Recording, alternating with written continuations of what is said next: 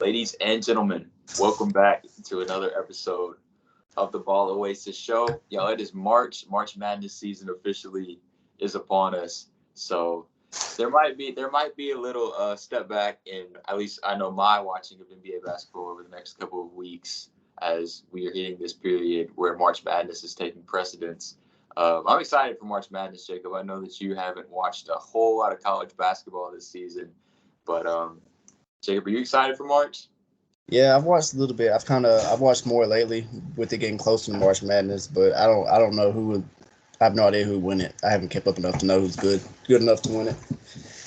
Yeah, this year I think it's like completely up for grabs. It's going to be a lot of fun to see, and I think it's a great opportunity to scout for the draft as well as you got some of the top of the line players playing for the biggest programs.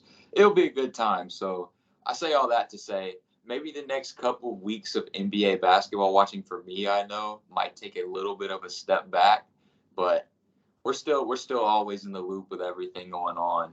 And so today we're gonna revive a segment that we kind of did back in, I think it was November. It was like after like the first month, maybe month and a half of the season.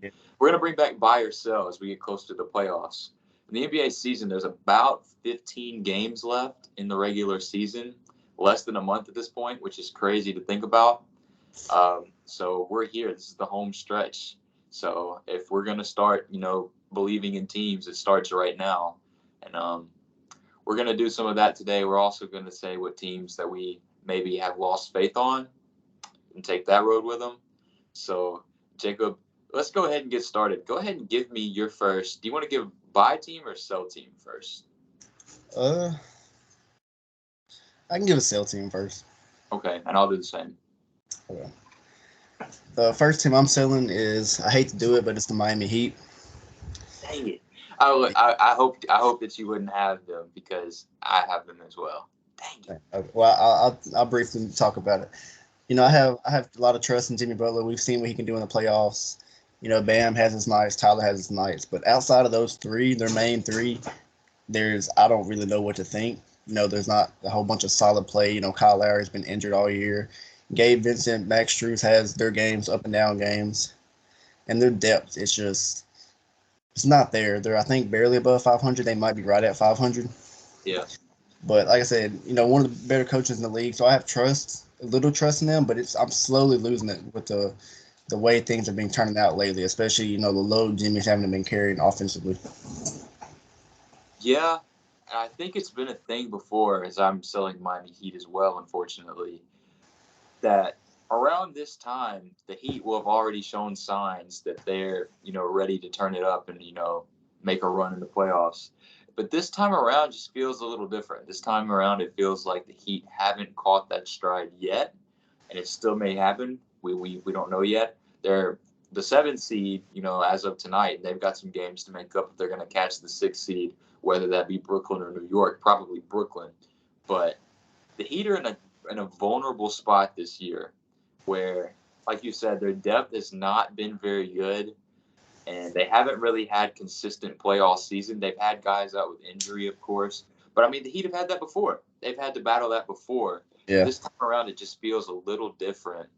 And I don't see the light at the end of the tunnel for this team, especially if they have to, go against a Celtics team or a Bucks team potentially in the first round. Yeah. Usually, I would feel confident in that Miami Heat team that they would make it a real series. And the Miami Heat they're not gonna get swept. I'm almost positive the Miami Heat will not get swept. They have before a couple of years ago against Milwaukee, but Yeah. I just can't believe Jimmy Butler team in the playoffs would ever get swept again. With that being said, though, I don't see them pushing the series to its limits with the current rendition of the team. They're starting Kevin Love now, that they picked up a few weeks ago, which is cool. I mean, they need his shooting. They need what he brings, but as a starter, I don't know. I just don't know with the Miami Heat, and that scares me because usually you have that experience, you have all that to fall back on. This Yeah. time around, it's just different, don't you think? Yeah. I think Cody Zeller's like the backup five right now, and They have Cody Zeller. it's one of the Zellers, I believe. Yeah. I must have missed that. Let me They're the 7th seed right now, 3 behind the 6th seed. I believe it's Cody's over. Let me go Well, check. I watched a little bit of that game. They lost to Orlando the other night, and that game was just telling that this Heat team is just they're shaky, and that's a scary thing with a Heat team that's always been so solid. You know, they're always going to be like a top 10 defensive team, but they score the least points. They score the least amount of points out of any team in the league this season, which is almost impossible to make up on a night-to-night basis. And the playoffs, of course, the game slows down and gets more in the half court, of course. So maybe if they have anything to look forward to, it's that. But I don't know. The Heat just scared me this time around, and I haven't really said that about them before. Yeah, see that I've kind of mentioned it before, but like I said, we've always trusted them in the playoffs. But it's just I don't like what I've seen lately. Even guys like Victor Oladipo hadn't been. He stepped up some, but not to the extent you need to compete in the playoffs at a competitive level. Like they were in the ECF last year, so yeah, they're not finals. One shot. So yeah, they're not living up to the expectation. Yeah, and whenever we did this the first time around, I had them as a bye team, and I did. I bought into the Miami Heat. I thought that they would go on a little run. I thought that they would make their way up to the top 4 in the Eastern Conference. That just hasn't happened. So, what can you say? I've given the Heat a chance, and who knows? Maybe they shock both of us and win a playoff series or two. Maybe even make it back to the Eastern Conference Finals somehow, some way. But I think that that's highly unlikely at this point. Yeah. Yeah. Let me go ahead and give you my first buy then. I sticking in the Eastern Conference. This is a team that I've talked to you a little bit about lately that I just think plays. I like the style that they play. And this is a team that maybe has some players who are inconsistent. Maybe they are a scary team to buy, but they've just been playing. What do you think? I hope we don't have the same team. I think we will. I hate how this always happens. I hate how we'll always go into an episode and be like, yeah, I promise I have different teams than you. Now, in the Western Conference, I do have a different team than you. I almost guarantee it. But and we don't even talk about this before. Like, we don't even teams or nothing. We don't want to give it away to each other. But I have the Knicks. You have the Knicks too? Yeah. Yeah, I've got the Knicks. They I know that they just got off of a little bit of a losing streak after going on that 8-game winning streak. The Knicks just play really good basketball. For them to be like a top 7 offense is really, really weird under Tom Thibodeau, whose teams are usually defensive minded. Yeah. Jalen Brunson has just been awesome for them. I will say I remember in the offseason we said that was a big overpay. Yeah. It might not be anymore. It might be, perfect. Maybe a steal most, but no, coming into the season, I had the Knicks as my 11 seed, if that tells you. Yeah. Yeah. I didn't think they would make the play-in even. And they have very much overachieved that. Jalen Brunson has been great. And credit to Julius Randle, because I think we wrote Julius Randle off very quickly, especially after the season he had last year. Of course, the season before he was an all-star and showed the signs that he could be that type of player. But I think we both wrote that off as a fluke. And he has proved both of us wrong this season, and he has played some really good basketball, albeit hasn't been super efficient at certain points. And you can say that with almost every player on the Knicks. RJ Barrett has definitely had his struggles this season. But, man, they just got some consistent guys off that bench. The pickup of Josh Hart has been so good for them. As a guy who watched Josh Hart all through the first half of the season, I was glad to see him, I think the Knicks are a great team for Josh Hart to be on. I think that they allow him to play to his highest extent, and we've seen him do that with him chasing after offensive rebounds, keeping possessions alive, doing all the little things that Josh Hart does. Isaiah Hartenstein. The impact will never be felt. It will never be seen in a box score. But he is a top 3 backup big in the league, and it's not even a question. He might be my 1 even.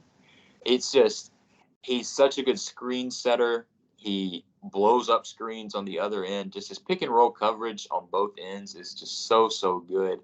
And it will never, like I said, it'll never be seen in a box sheet. A lot of players on the Knicks are like that. And I think that's what makes them so good. They've got so many guys who are willing to do the dirty work that they buy into what Coach Thibodeau presents before them. And, we've seen that come to light. They have 40 wins. They're 40-30 coming into the night, which is crazy to say for the Knicks that they might end up 46, 47 wins by the time the season's over. I think they'll get that 5 seed. I think that's where they'll end. I think they're only. I just had it up. They have the same record as Brooklyn. Well, technically. Yeah. Brooklyn play like 2 games less, but they are like the same games back from Cleveland. Yeah, I doubt to catch up to Cleveland, who was I think 3 games ahead. But I know Jalen Brunson's missing time lately. Guys like Emmanuel Quickley, RJ Barrett have stepped up. RJ Barrett, I think, has had 30 the last few nights or close to it. Yeah, they are inconsistent. They play well. Like they play at the right time. Like I guess at the time right now they're peaking. I don't want to say they're peaking, but they're playing really good in time for the playoffs to maybe not win a series, but compete in one. If they play Cleveland, I mean, we've talked about it before. They maybe can knock Cleveland out the first round. It's just we have to see how they play the playoffs. As a team, they have more playoff experience than Cleveland does. Yeah. So it'd be. I'm not gonna say they're a scary team to look out for, but they could be. I just like them. I just like the way they play, and I think that they'll finish the regular season strong. And I think because of that they will have that momentum going to the playoffs. I might pick them to beat Cleveland as of today, actually. Now, of course, in the second round, they'd be going up against Milwaukee, and I'm not picking the Knicks against Milwaukee. But, yeah. I might lean Cleveland, but we'll see. Because right now, they're the 6th seed. So, yeah, I think they'll get the 5th seed. I think Brooklyn's going to fall off. Yeah. Yeah. Okay. Give me your other cell team in the Western Conference. I really didn't want to put them as a sell team, but I guess I have 2. I'll just give one first. Okay. I'll say the Clippers first. We don't have the same, thank goodness. Okay. I hope the other one's not the same, but I'll say the Clippers. Obviously, we know what PG and Kawhi can do when healthy, but just these last few games, I don't want to see these last few games. I haven't watched lately. I know they beat the Knicks, I think, the other day. I just don't know if I can trust them in the playoffs. Because, like, if healthy, I mean, sure, we know what they can do, but they're just inconsistent some nights. Like, Kawhi will have 30, and then PG will have, 20, and then everybody else just dips lower and lower. It's like one guy does all the work almost one night. So, if they're both on, I'm confident. But if only one's on, then, they're matched up against Phoenix right now. So, I mean, I couldn't see them beating Phoenix if that would have happened. But if both are on, we'll see. But if one guy's on and everybody else is not, I don't think they'll get out the first round. Yeah, I know in the first buy or sell that I bought the Clippers. I'm kind of indifferent towards them at this point because they kind of like the Heat haven't done a whole lot to show me. Otherwise, obviously in the playoffs is different with them because you expect their guys to play every night as long as they're not, brutally injured. Yeah. So I always take that into account. That makes me not sell them completely, but I'm definitely not bought all the way into the Clippers at this point. I just can't trust them enough, which is something I've been able to say before for like my argument for the Clippers. They're deep. They're a deep team, so you're always going to have that to fall back on with them. And we talked about the acquisitions they made at the deadline. Maybe they were a little sporadic, the players that they got with Russell Westbrook and Bones Highland, who doesn't really even play for them, by the way. Yeah. I just think that they are just kind of wishy-washy as a team, though, with even the players that they have on the floor, like a Norman Powell, who can fill it up, of course, but can also, be the team's downfall. I've seen some bad clips of Norman Powell over the past 2 weeks, and he's been really good on the season. It's kind of hurt me to see. Nick Batum has always been a weird piece for me with them, where he's a solid player, but he's like 38 years old. Yeah. I don't know. He's just always been weird for me. And Marcus Morris has kind of, flown under the radar. I feel like we haven't even ever said his name on this channel. when we talked about the Clippers. But Marcus Morris was like almost an all-star 2 years ago whenever he played for the Knicks. And I just feel like we haven't seen Marcus Morris be very good this season. I don't even know if numbers back that up or not, but he's just kind of felt like he's been kind of there, and he hasn't really done anything to show otherwise. Terrence Mann has not. I don't like how Russell Westbrook starts over Terrence Mann. I think Terrence Mann should start on that team as like the point guard. I think Terrence Mann is a really good playmaker. Yeah, I don't like a lot of what the Clippers have done over the past few months. They've won some games, they've made their way up to the 5 seed. So, props to them for that, being able to suffice without Kawhi and Paul George on the floor. I thought they would do that, though, and they haven't shown me anything past that. So that's why I'm indifferent towards the Clippers. Yeah, I can agree with that. Yeah. This is my sell team from the Western Conference, and it might be weird because I'm not like for this team's expectations now. I'm selling them based on their expectations. I guess that's the best way to put it because this is a team that I think is really, really good.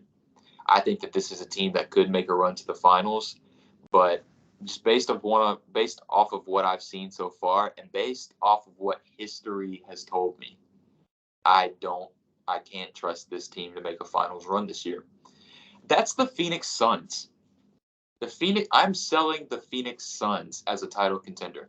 I know just in the last episode I listed them as my A-list title contenders.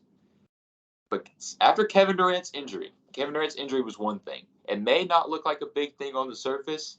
He's out for like 2 to 3 weeks. He'll be back before the playoffs. It's no big deal. Teams like that have got to develop that continuity, though. Yeah. Especially with there being so little time before the playoffs. Kevin Durant's going to come back, and the playoffs are going to be in like a week. So they're going to have to step right into the fire, and especially if they're going to be in like a 4 or 5 matchup against a team like the Clippers or maybe the Golden State Warriors. Like, I can't trust the Suns in that series with them not barely playing with each other. And this is something that I've told you before, Jacob. Think about all of the midseason trades that have ever happened involving like superstar and like A-list level players. Name one team that has made it to the NBA Finals in that first year, in the year where that player was traded. That was not one that, well, not recent memory, but you can't do it because it's never happened. And I told you, Jacob, the best example of that, and this isn't an A-list player, is whenever Portland traded Rasheed Wallace to the Pistons in 2004 midseason, and he was like their second, third option on that team and like a defensive, like minded, big. That's the best option. That's the best example I can give. You just don't see that happen. It usually takes longer for, players like that to insert themselves in that complete way to where they feel 100% comfortable in an offense and they build that chemistry with the role players around them.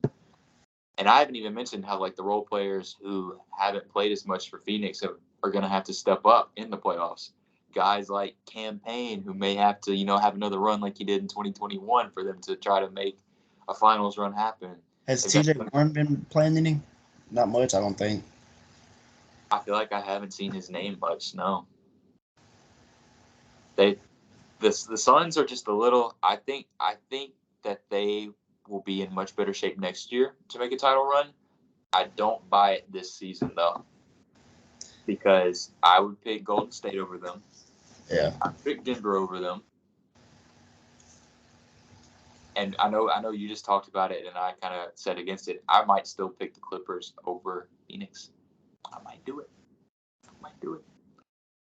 But I think it'll come down to Chris Paul's playoffs. But because we know what KD D-Book can bring, but like you said, it's the other guys stepping up. They can't score all the points. Yeah. And if Chris Paul can do things like he did last year in the playoffs, if he can facilitate really well, they could make a run go far. But like you said, before he was injured, before KD got hurt again, it'd probably be different. But yeah, throwing him in the lineup like a week, maybe 2 weeks before the playoffs, that could affect. That might, the continuity, like you said. I don't know what to feel about Phoenix, honestly. But on paper, you would think they'd be really good, but you really don't know if they haven't played together a whole lot. Yeah, that's the thing. On paper, they are. It's just they haven't had time. They haven't had time to this year, so it's all happening so fast. And I just can't trust them enough to say that, oh, this is going to be a team that's going to compete for a championship right off the bat. And if they do that, then props to them. Monty Williams is the best coach in the league once again. But I just don't see that happening. Yeah. On to the bye team in the Western Conference. Who's your bye team in the Western Conference, Jacob? You really want to know? What does that mean? I'm putting the Sacramento Kings. Wow. See, I thought about doing it. I thought about it. What made you do it? What made you put the Kings as the bye team? We've talked about it before. I'm pretty sure on here. I'm not real. I know we have. At least we've talked about it. Could they make it out the first round? I think we both said. We both kind of went through the list and agreed no. But the way they've been playing, I believe they're at 40 wins right now. Yep. They're the 2 seed, so they'd match up against a Minnesota or Dallas team. They could beat. I think they have, best offense. The defense is still really bad, but best offense in the league. I think they can do it. Yeah, I think they can make it out the first round. I'm not going to say a title run, but I think they can make it out the first round. I'm rooting for them in the West. Hadn't made the playoffs in 16 years. It'd be fun to watch. Nice Cinderella story to watch, I guess. But I'm buying on them. I think they can steal a series. I think they can upset somebody. Because realistically, I guess going in, they're more than likely to be the underdog in any series they're in. More than likely. So I don't know. I have to wait and see how it plays out. Yeah. Do you have another sell team? I do not. I'll go ahead and give you my bye, or I'll talk about the Kings here for a second. Yeah, the Kings are the best clutch team in basketball, and I think that that's been a really redeeming thing for them this season. I think that that's part of that made me want to put them as my bye team at first too, because they've been so good in close games, which is weird for a team who hasn't had much, high level experience and has a pretty young core. They've been really good though, and that offense has been transcendent. They force you to play the way that they play, which for a lot of teams is a little bit of a shock. In the playoffs, though, when the game gets more into a half-court setting, that's where my beef is with the Kings. That's the only thing that really holds me back is their ability to adjust to playoff-style basketball because it is different.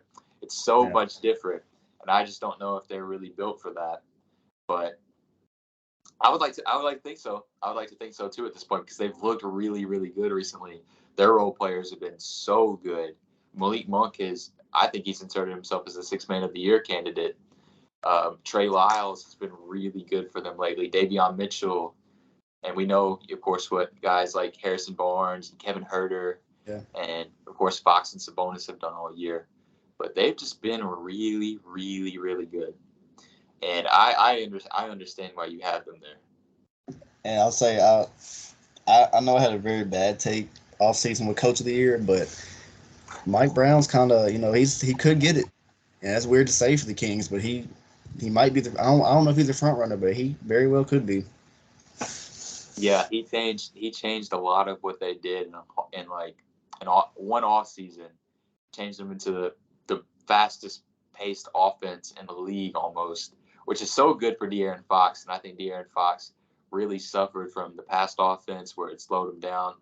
And I think just being, going at the speed that they're going at right now has been really good for them. Yeah.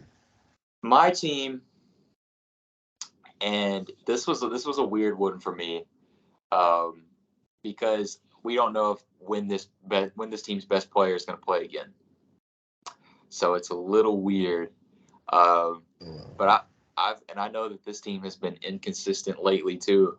And this team coming into the night, what I'm looking at the standings right now is currently the 10 seed, and they may not even compete in a first round playoff series.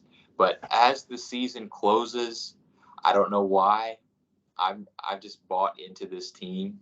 Once again, the New Orleans Pelicans are my buy team here for the end of the season going into the playoffs. In a play-in setting, I trust the Pelicans more than almost any team there. I would pick the Pelicans to beat the Timberwolves.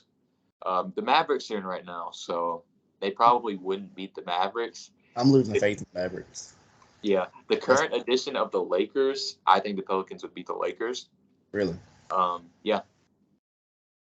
The Jazz, they beat the Jazz. They beat the Thunder. They beat the Blazers if somehow they snuck in. It's been a thing. CJ McCollum has never missed the playoffs, and I know that he's not really the alpha dog of that team, really. But it is worth noting CJ McCollum has been playing some really good basketball lately, and I think that that's on his mind that I am not going to miss the playoffs. Brandon Ingram has been in and out of the lineup. Yeah. But when he's played recently, he's been really good. And Trey Murphy. I know he just had a really big game last night, but Trey Murphy has really erupted over the past few months. He's one of the best spot-up shooters in the league, and he's just so consistent as that wing spot. And that's one of the things I love the most about the Pelicans is their wings just in general, with Trey Murphy, with Herb Jones, with even Najee Marshall, who can come in and give you some good minutes. They've just got a good group of guys over there to compete with almost any team. Like I said, do I think that they win a first-round playoff series against a team like the Kings, even if they play them in the first round? Especially not if Zion doesn't play, and that's of course what a lot of this is going to rely on. If Zion plays, which is looking less and less likely by the day, unfortunately. But I think the Pelicans are going to make the playoffs somehow, some way, and I think that they're going to get really hot here at the end of the season. Yeah, I'm about to say I think it just all comes down to health with them. At least having one of Zion or Brandon Ingram. Like I said, Trey Murphy. I think last time we did this, we did players too, and I think I bought into Trey Murphy. He's been really great for him lately. Good, nice scoring threat. Like you said, CJ stepped up. The play-in, if the Lakers are healthy, I might take the Lakers. Not very confident in them, but yeah, I don't know if LeBron's going to be there for the Lakers either. Yeah, that's what I mean. So with LeBron maybe, but yeah, I could see them going in, especially with them being they were 8th seed last year. Made some noise in the first round, so wouldn't mind seeing it again. But we'll just have to see how health plays in the last 15 or so games for them. Mm-hmm. Yeah, you had another sell team. I was gonna sell Dallas. Okay. Because I mean, I don't think they were my contender tier. I think they were like not the contender, but like the upper. I forgot what we called it. Like up there with like Memphis and Golden State and everything. But I didn't have them that high. Yeah, so you didn't have them that high. But I don't know the record, but they gave up a lot of depth. Kind of, not a lot, but they gave up depth for Kyrie, and both of them are out. Kyrie and Luka's out, and you see, the past few games against Memphis, they haven't been able to win. And from what I saw, if one of them's high and the other's not, there's still not much scoring. So if both, I won't say both, but if they're not on during the playoffs, they could easily be a first-round exit. If they, they'll be in the play-in, if they could even win the play-in game, which I assume if Luka plays Kyrie, they will. But I'm just not confident in them in the playoffs anymore. Not as much. I don't think I ever was a lot, but just definitely not as much. Yeah, after tonight's loss to Memphis, Dallas is under 500, which is a bad spot for them to be in. And of course, like you said, Kyrie and Luka haven't played the last couple games, but the thing with them all year has just been their defense, and they didn't address that at all at the launch or anything. They made it worse. Yeah. Which, of course, if you have an opportunity to go get Kyrie Irving, I don't know if it's the right way to say, go get Kyrie Irving, because you don't know about him all the time these days. But the player that he is at his peak, you would do that. But what the Mavericks need is defense on the perimeter, and especially on the interior. They need a good interior defensive big. And they have neither of those things really right now. And that's going to hurt them. They have a tough schedule down the stretch. So I think the Mavericks will sit around like the 8 or the 9. I could see them missing the playoffs. I could see the Dallas Mavericks missing the playoffs, which is crazy to say. Now, Luka is a great player, and he will probably find a way to get them there somehow, some way. Yeah. But this season has not been. I think this season has been a failure for the Dallas Mavericks. That's when we're both. I'm not bought in that they're going to be able to re-sign Kyrie Irving either. So they might have just given away Dorian Finney-Smith and Spencer Dinwiddie for almost nothing. Yeah. That's scary to think about. It is. That's like the play-in. It's one game. So if you have Luka and Kyrie have a bad night, they're out the playoffs. Like I said, Kyrie might not even sign back. I guess it just depends on what LA does with D'Angelo Russell, but assuming that's where Kyrie would go. But yeah, I wouldn't be surprised if they missed it, honestly. Depending on who they match up with, if they're in the play-in. Yeah, and of course we want to see Luka play in the playoffs because he's been one of the best playoff players of all time in his young career. But I just don't see the Mavericks putting up any competition. I think, which is weird. This is going to be weird to say, but the one team that the Dallas Mavericks might actually match up kind of well against, just play style wise. Well, two teams, is the Sacramento Kings and the Denver Nuggets, just because they're teams that play a lot of offense and don't play very much defense either. Yeah. So maybe you can get into a track meet with either of those teams, and Luka and Kyrie play, and maybe give one of those teams a run for their money. I definitely think Sacramento over Denver, but it's just there's a theme with championship contending teams, and I think that I've even brought this up in one of the most recent episodes where they are like top 10 in defensive efficiency. Yeah. Championship winning teams are going to be led by good defenses at the end of the day. And there are some anomalies. There are some anomalies to that. But Dallas doesn't have anything consistent enough to rely on outside of Luka on a night-to-night basis to remedy that. Yeah. And because of that, they are in this position, ultimately. Yeah, like I said, I wouldn't be surprised if they didn't make the play-in, but if Luka's healthy or if Luka's in the game, I don't see him letting that happen. Yeah. You want to do some quick MVP talk while we're at it? Yeah, we can. Yeah, just kind of impromptu MVP talk. We got a little time to fill up in this episode. That's all I really wanted to go over in this episode. Do you have anything else with the buy or sell before we move on, Jacob? No, we covered it. We covered the teams I had. Yeah. So this MVP thing, I know that you are going to vouch for Joel Embiid, and I've seen a lot of discourse lately, being anti-Jokic. And Jokic has not had a great stretch of games lately, so the door has definitely been open. Yeah. Joel Embiid has had a pretty good stretch of games. So I think, honestly, at this point, it's neck and neck. I think it could go either way.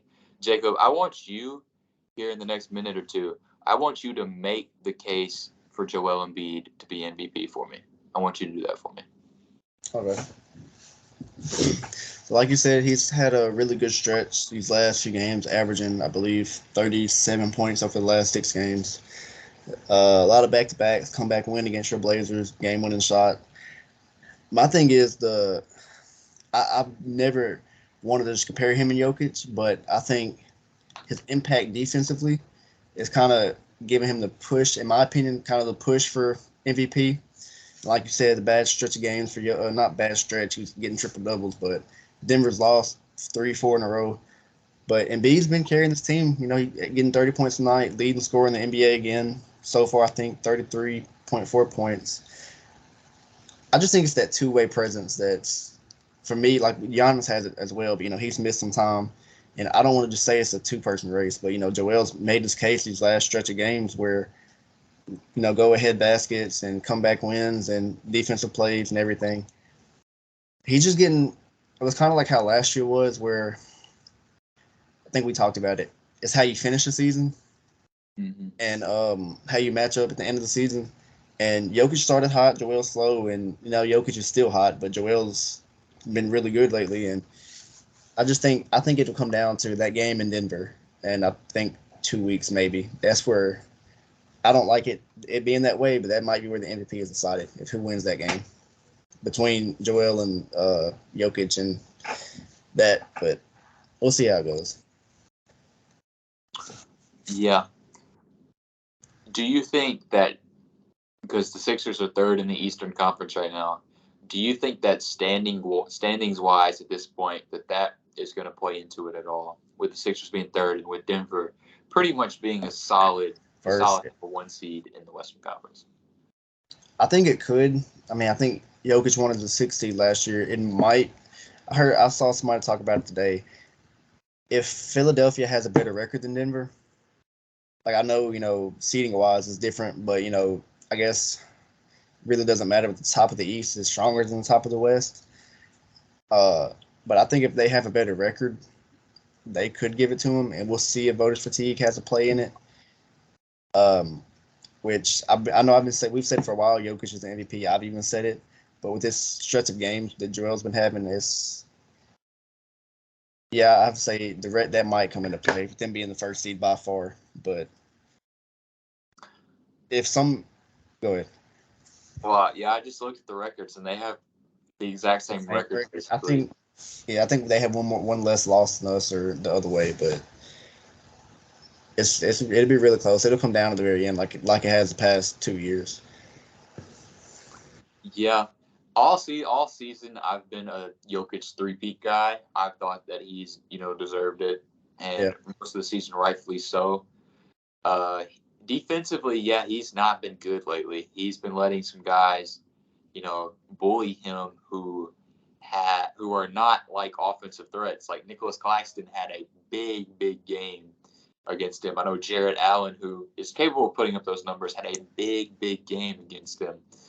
So Spurs had a good game. I think they shot really efficient in the paint when guarded by him. It hasn't looked good, and for the discourse, the NBA community as a whole is tired of seeing Jokic win at this point. So they're on the Embiid train at this point. I'm on the fence. I'm actually on the fence. I would like to see Joel Embiid win. I would like to see Joel Embiid win it this year. I think that he's very deserving of it at this point. And like I said, I think that game will play a little bit into it, that they'll play in a few weeks. If I had to pick one today, I would pick Joel Embiid. I think I would pick Joel Embiid. I mean, and the numbers may go against that, like the advanced numbers or whatever. But I think with the advanced numbers, Jokic is a really good defender in some of the categories. I forgot which it is. And I mean, you can't do everything off numbers, like we said, the paint defense lately. I don't want to be biased and say Joel, because I mean, either one, you can make a case for either. But yeah, I think it'd be good for Joel to get his first, and the media may feel that way. Who knows? But I'm still kind of thrown up with it. I mean, I'm gonna say Joel, but it's really close. It's neck and neck. I don't want to take Giannis out and say it's a 2-man race, but I think it's a 2-man race at this point. Yeah, I just wanted to get a feel of where you're at on it. Yeah, I mean, I know that you vouched for Joel for the longest time, but now I feel like this is the most validated that it's ever been. So yeah, because before the season he was my MVP winner, and I think you had him at 4 or 5 or around there. But it'd be kind of wild for him to have these type of seasons the last few years and not get MVP. So we'll see. I think it'll come down to that game. And last time they played really well against each other, I think Joel had 47, but we'll just see how that game goes, and it might be based off that. Yeah. I hope not, but more than likely will. That's how it was last year. So. Yeah. One last question before we close. I'm going to ask about one more award. Most improved player. Who would win your most improved player today? Oh, Mm. I've been torn because I was with Larry Markkinen for a while. Mhm. Then I also thought about SGA, Shea Gilgeous-Alexander. I'm kind of torn between those two right now. It may be different for you. I know Markkinen kind of went from, not really having a good role to being an all-star on, not a great team, but they were good at the beginning. But I think I'll go Markkinen. Right. I don't know. I I think might. I would go Larry Markkinen as well. I think I'd lean Markkinen over SGA right now for a little bit. Which sucks to say because Shea is averaging 31 points. I think I probably need to go back and do a deeper dive with the numbers to back up my claims. But just based off, because I remember last season Larry Markkinen would get played off the floor some games, which is crazy to say. And now he's an all-star, averaging over 25 points a game and like over 9 rebounds on a team that's competing for a play-in spot. I mean, the Thunder are competing for a play-in spot too, which is crazy to think about.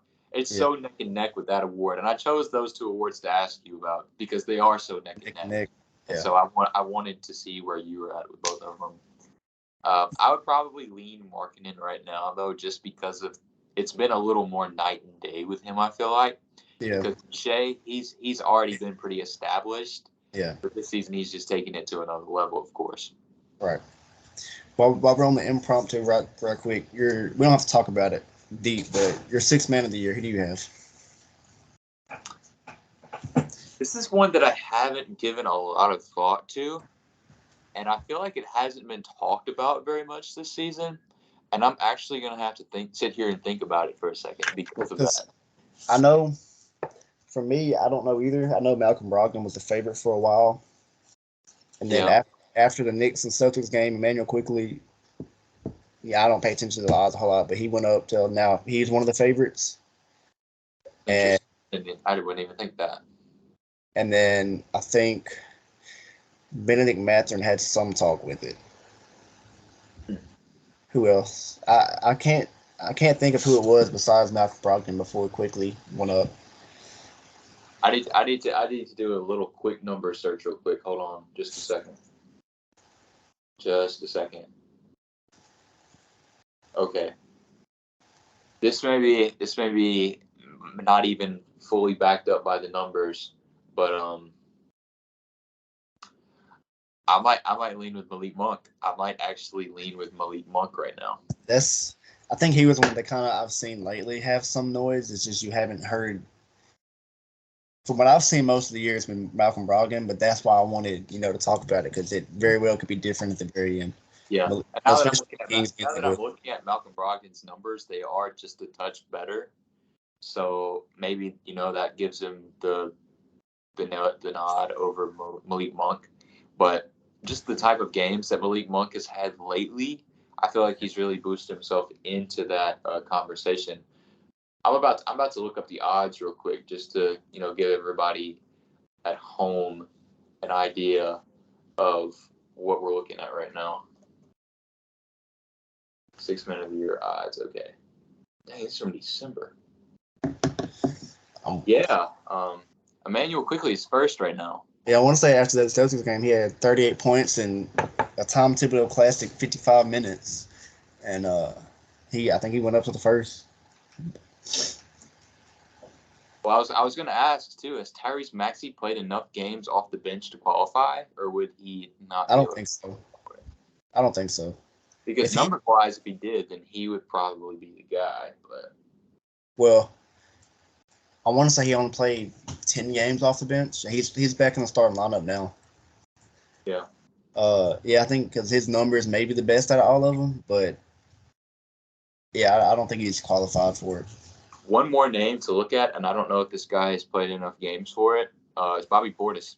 Bobby Portis is another guy who could be mentioned because he's averaging 14 and 10 on the season. So, yeah, who knows? Six man. I feel like nobody's really talked about it because I would have had no idea Emmanuel Quickley was first for it. Like, yeah, that's why I was like, I saw him moving up, and I wouldn't mind him winning. I like him Quickley, but you got time to talk about one more award? Hey, you got some. Let's do it. I say, what about the defensive player of the year? Okay, me and my brother talked about this. Um, I think that the top three are I set think in stone, yeah, I think we might have the same. which sucks. It sucks for Jaren Jackson. You know, it sucks for Jaren Jackson because he has been good. He's been really good.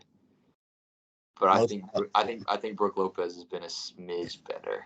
I I think was Brooke I was gonna Lopez put has Brook. been a smidge better. Was your three Jaren Jackson, Brooke, and Giannis? No, Giannis actually wasn't my three. Who was your three? Your other one. Nick Claxton was still three. Claxton. Okay. Claxton was still my three. Okay. Yeah, I think Brooke might have it just because he's been doing it all year. And I know Jaren Jackson missed time with injury at the beginning, but Brooke Well, not Lopez. even just that. You go look at like every defensive metric. Brooke Lopez is in like the top three in like every single one that has to deal with like the rim, like the paint, I'm, anything like not dealing with the perimeter. Brooke Lopez is at the top. I might be Pretty much. wrong. I think they're both top three in blocks, Jaren Jackson and Brooke. I might be wrong. They are. Okay. They are. Yeah. I'll say But Jaren Jackson like had, rim, it's like huh, rim field goal percentage and like affected shots at the rim, all those, advanced numbers and stuff. Advanced numbers love Brooke Lopez. They really love Brooke Lopez as a defender. I think I'll just give it to Brooke just because he's been doing it since game one. So he's been very consistent with it. But so is Jaren, but the games played. But I wouldn't mind either way. I think that they both deserve it, whichever way they decide to go with it. yeah. Yeah. I guess rookie of the year we're both set on, so Yeah, that's easy. That's an easy yeah. one. And then coach of the year, they could go like you said, they could go Mike Brown. Like, They Mike Malone. yeah, they could Okay, go I Mike. didn't want to say that. I didn't want to. I was thinking of somebody else. Mike Malone. Joe. Even Joe Mazzulla in his first year. I would about Mike. Thinking everything that's happened. Yeah, I can see it. I don't know. Coach of the year will be a weird one. Yeah. So, I think that's all the awards. that is, yeah. Yeah. I'm sure we'll delve more into awards, as that time comes around, talking about all those and all NBA teams, things of that nature, of course. Jacob, you got anything to add before we close today, though? I've covered everything. Yep. This has been kind of hodgepodge at the end, but so be it. Yeah. We don't really have a. Let me ask you one more question. This is a March Madness question. Okay. Based off the little bit of college basketball that you have watched, who would you pick to win right now? I haven't watched much, but the one bracket I've done, I think I had Kansas winning. Kansas repeating. Yeah. Really? That's the one. I haven't watched them a lot, but I'm here and there, and I think that's just the one team that I got that I'll probably put over everybody else. Yeah. I always only make one bracket. I think it's kind of lame to make multiple brackets unless you're like going for money or anything. My champion's Texas. If for all my college basketball watchers out there, I think Texas is primed to make a run in March. They just won the Big 12 tournament, and Longhorns, horns up. Who'd you That's have them? what Who'd you have them in the championship with? I think I had Alabama. I think I had them playing Alabama. I had Kansas, Alabama. Yeah. Alabama's just too good. And I know that they usually have a game in March where they don't shoot the ball well, but they've also never had a player like Brandon Miller before. So that's part of what I based off of. They have the best length in college basketball too. So yeah, I feel confident about that. Yeah, I've heard it's a toss up. Anybody could get it. So That's how it is every March. So yeah, it will be a lot of fun. Other than that, though, I think we're ready to sign off. Jacob, you got anything to say before we close? No, that's it. Covered everything. Yep. All right. We'll see y'all next time. Yep.